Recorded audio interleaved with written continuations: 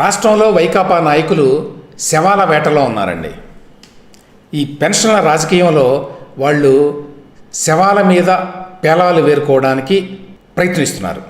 నిన్న జోగి రమేష్ గారు, ఈయన పెరంబలూరు నుంచి పోటీ చేస్తున్నారు, మంత్రి గారు, ఒక వృద్ధురాలు చనిపోయారు పెరంబలూరులో.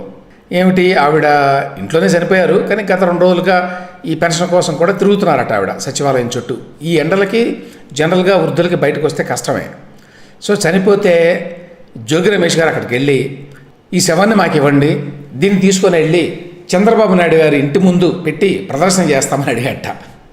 అయితే వాళ్ళు ఒప్పుకోలేదనుకోండి, ఓట్లే కావాలనుకుంటే శవాన్ని తీసుకెళ్ళు అని చెప్పి ఈ మృతురాలి బంధువులు జోగి రమేష్ గారి మీద విరుచుకుపడ్డారట. సో ఈ విధంగా క్రూర పరిహాసం ఆడుతున్నారండి ఈ అవాతాతలతోటి, వృద్ధులతోటి. నేనంతా చాలామంది చూసుంటారు, నేను వేరే ఒక వీడియో కూడా చేశాను. అదేంటంటే ఈ వృద్ధుల మంచాల మీద ఈ వైకాపా నాయకులు కొందరు తయారయ్యి వాళ్ళని మంచాల మీద ఎత్తుకొని వస్తున్నారు ఆ గ్రామ సచివాలయాలకి.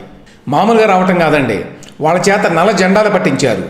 వాళ్ళేమో ఆ ముసలి వాళ్ళంతా కూడా రాలేరని కదా మంచం మీద పడుకోబెట్టి తీసుకొస్తున్నారు. అయినా మంచం మీద పడుకొని కూడా వాళ్ళు జెండాలు మాత్రం పట్టుకున్నారు, నల్ల జెండాలు. దేనికి నల్ల జెండాలు? చంద్రబాబు నాయుడు గారికి, తెలుగుదేశం పార్టీకి, ఆ కూటమికి వ్యతిరేకంగా నిరసన అట అది. అంతేకాదు చంద్రబాబు నాయుడు నశించాలి ఇలాంటి నినాదాలు కూడా చేస్తూ వచ్చారు వీళ్ళంతా. ఎందుకు ఈ ప్రదర్శన చేశారు? ఇది రాష్ట్ర వ్యాప్తంగా ఎందుకు ఈ నాటక పోటీలు నిర్వహించారు? ఎందుకయ్యా అంటే ఏదో చంద్రబాబు నాయుడు గారి వల్ల, తెలుగుదేశం పార్టీ వల్ల ఈ పెన్షన్లు అందడం లేదు అనే కార్యక్రమం ఒకటి చేశారు. గమ్మత్ ఏమిటంటే పవన్ కళ్యాణ్ గారు నిన్న ఒక ట్వీట్ చేశాడండి. ఇది అందరికీ తెలుసు, ఆ రోజున జరిగింది.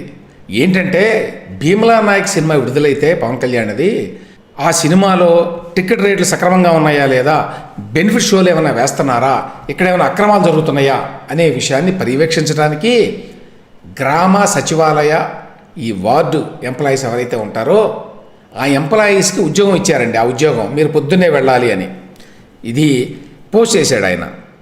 20/22/24 తేదీన cinema theatres, Nandyal mandal, Nandyal town appointing 1 ward revenue secretary to monitor the ticket rates of screening Bheemla Nayak film అని చెప్పి oral instructions of the sub collector. అంటే సబ్ కలెక్టర్ గారు స్వయంగా ఇన్స్ట్రక్షన్స్ ఇచ్చారు. ఏమని?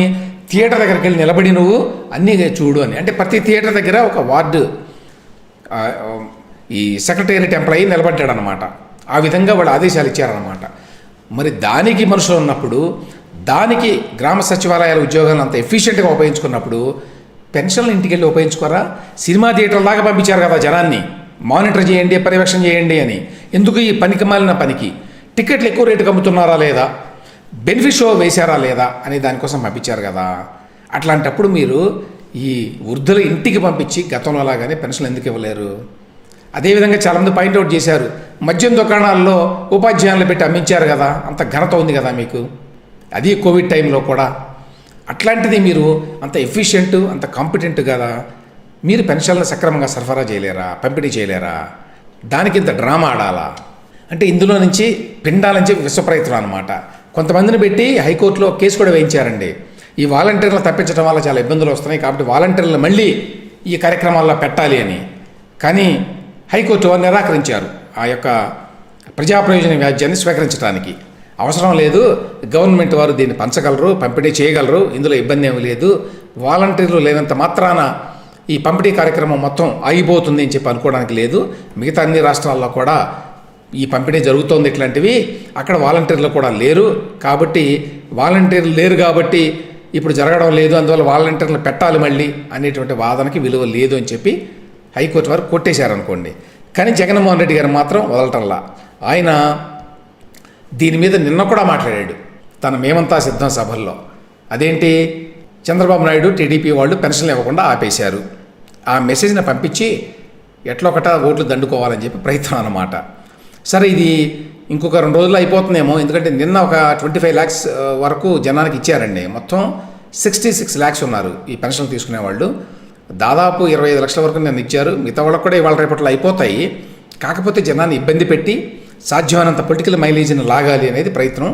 మళ్ళీ మీకు మే నెల ఫస్ట్ వీక్లో కూడా ఈ డ్రామా ఉంటుంది. కానీ అప్పటికన్నా మరి ఎన్నికల సంఘం వాళ్ళు దీన్ని కొంచెం సీరియస్గా తీసుకొని ఈసారి కూడా ఇదే రిపీట్ కనుక అయితే సిఎస్ గారి మీద యాక్షన్ తీసుకోవాల్సి ఉంటుంది అనేటువంటి వార్నింగ్ ఇవ్వాల్సి ఉంటుంది. ఎందుకంటే ఇప్పుడు ఒకసారి అనుభవం వచ్చింది కదా, ఏప్రిల్లో, మే నెలలో కూడా మళ్ళీ చేస్తే అది ఎన్నికల డేట్కి దగ్గరగా ఉంటుంది కాబట్టి దాని ప్రభావం ఉంటుంది ఓటర్ల మీద. ఒకవేళ సక్రమంగా పంపిణీ జరగకపోతే దానికి బాధ్యులు చీఫ్ సెక్రటరీ గారే, జవహర్ రెడ్డి గారే, అందులో సందేహం లేదు. వైఎస్ షర్మిల కడప నుంచి ఎంపీగా పోటీ చేయబోతున్నారండి కాంగ్రెస్ పార్టీ తరఫు నుంచి. ఆవిడ మొత్తం లిస్టు కూడా రిలీజ్ చేశారు. ఇది ఎంపీ అభ్యర్థులు ఒక 5 ఏమో చేశారు, మిగతా చాలామందిని మన అసెంబ్లీ నియోజకవర్గాలకు కూడా అభ్యర్థుల లిస్టుని అక్కడ ఇడుపులపాయలో వారి తండ్రి గారి సమాధి దగ్గర పెట్టి రిలీజ్ చేశారు. పక్కన తల్లి విజయమ్మ గారు ఉన్నారు. గతంలో అంతకుముందే జగన్మోహన్ రెడ్డి గారు కూడా ఈ లిస్ట్ని అక్కడ ఇడుపులపాయలో తండ్రి గారి సమాధి దగ్గర పెట్టి ఆ తర్వాత రిలీజ్ చేశారు. అప్పుడు కూడా విజయమ్మ గారు ఆయన పక్కన ఉన్నారు. ఇప్పుడు షర్మిల ఏం చెప్తున్నారు, ఈ హత్య వెనక ఉన్నది అవినాష్ రెడ్డి, ఈ అవినాష్ రెడ్డి అనే వ్యక్తిని జగన్మోహన్ రెడ్డి గారు, మా అన్నగారు, ఆయన రక్షిస్తున్నాడు, అతన్నే మళ్ళీ ఇక్కడ ఎంపీ క్యాండిడేట్గా పెట్టాడు, దీనికి వ్యతిరేకంగా నేను పోరాడతాను, అందుకోసమే నేను ఎంపీ బరిలో అభ్యర్థిగా దిగాను అని చెప్పారు. మరి ఇప్పుడు విజయమ్మ గారు అటు పక్క అక్కడ జగన్మోహన్ రెడ్డి గారి పక్కన కాసేపు నిలబడి ఆయన అభ్యర్థుల లిస్టు రిలీజ్ చేస్తుంటే ఆయన కౌలించుకొని ఆయన ఆశీర్వదించి మళ్ళీ ఇప్పుడు ఇక్కడ షర్మిల గారు లిస్టు రిలీజ్ చేస్తే కాంగ్రెస్ లిస్టు ఆవిడ పోటీ చేస్తుంటే ఆవిడ పక్కన నిలబడి ఆవిడని ఆశీర్వదించి ఇలా చేయడం, దాన్ని ఏ విధమైన మెసేజ్ వెళ్తోంది ప్రజలు ఏ విధంగా అర్థం చేసుకోవాలి? గతంలో 2018లో ఆవిడ బైబిల్ పట్టుకొని ఇదిగో నా బిడ్డకు ఓటేయండి జగన్మోహన్ రెడ్డికి అని అడిగారు. సరే జగన్కి ఓటేశారు ప్రజలు. విజయమ్మ గారు బైబిల్ పట్టుకొని ప్రచారం చేయడం వల్ల కాదనే విషయం తెలియదు, కానీ మొత్తానికి ఆవిడ మాట అయితే కొంతమంది అయినా వినుంటారు కదా ఆ రోజున. మరి ఈ రోజున జగన్మోహన్ రెడ్డి గారికి ఓటేయాలా లేదా? ఓటేస్తే ఎందుకు ఓటేయాలి? ఓటు వేయొద్దు అనుకుంటే ఎందుకు ఓటు వేయకూడదు? ఎవరికి ఓటేయాలి? ఎందుకు వేయాలి వాళ్ళకి? ఈ ప్రశ్నలకు సమాధానం చెప్పాల్సిన అవసరం విజయమ్మ గారికి లేదా? మీరు ఎప్పుడైతే రాజకీయ రంగంలోకి వచ్చి ఆ స్టేజ్ మీద నిలబడి ఇదిగో నా బిడ్డకు ఓటేయండి అని చెప్పి అడిగారో అప్పుడు మీ మీద మోరల్ డ్యూటీ ఉంటుంది. మీరు మళ్ళీ ఓటు వేయాలా లేదా అని చెప్పాల్సిన బాధ్యత. ఇప్పుడేంటి, జగన్మోహన్ రెడ్డి గారు ఓటేయాలా, షర్మిల గారికి ఓటేయాలా, వైసీపీకి ఓటేయాలా, కాంగ్రెస్ పార్టీకి ఓటేయాలా? ప్రజలు ఎట్లా నిర్ణయం తీసుకోవాలి? మీ స్టాండ్ ఏమిటి ఆ విషయంలో? ఎటువంటి స్టాండ్ తీసుకోకుండా మా ఇద్దరిలో ఎవరో ఒకరికి వేయండి అని చెప్తారా? అంటే ఒక మోరల్ అథారిటీ తోటి మాట్లాడాలి అనుకున్నప్పుడు ఆ మొరాలిటీ, ఆ నైతికతని వాళ్ళు ప్రదర్శించాలండి. ప్రదర్శించకుండా కుటుంబం కోసం బంధుప్రీతితోటి, పిల్లల మీద ప్రేమతోటి, మమకారంతో రాష్ట్రాన్ని, రాష్ట్ర ప్రజల్ని పడంగా పెట్టి రాజకీయాల్లోకి వచ్చి మాట్లాడకూడదు. విజయమ్మ గారు ఆ పని చేశారు. ఆ విషయం ఇప్పటికీ ప్రజలకు అర్థమైంది అనుకోండి.